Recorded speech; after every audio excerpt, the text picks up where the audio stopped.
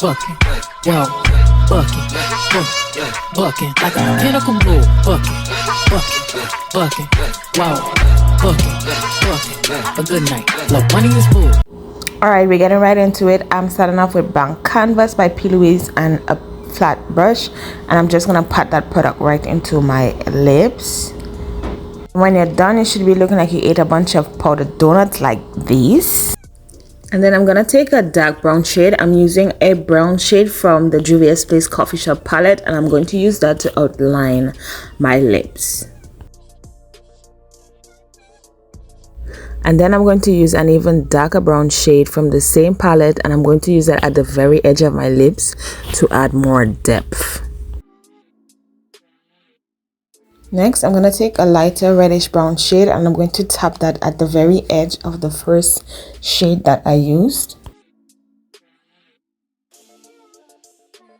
And finally, I'm going to take a lighter brown shade from the Juvia's Place Culture palette, and I'm going to tap that in the center of my lips.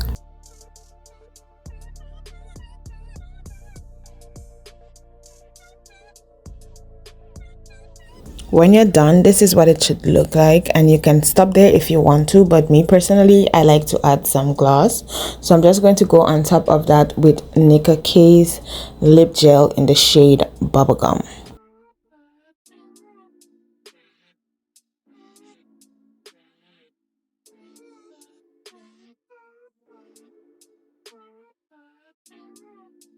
Oh, you thought I was done? No, I'm not. And finally, I'm gonna go on top with Fenty's lip gloss in the shade Fussy to bring everything together. And that is it. That is all, you guys. Yeah, so this is what it's looking like, a little close up for you guys. And thank you guys for watching. Don't forget to like, comment, and subscribe, and I will see you in my next one. Bye. Bucking, wow, bucking, like a pinnacle bull, bucking.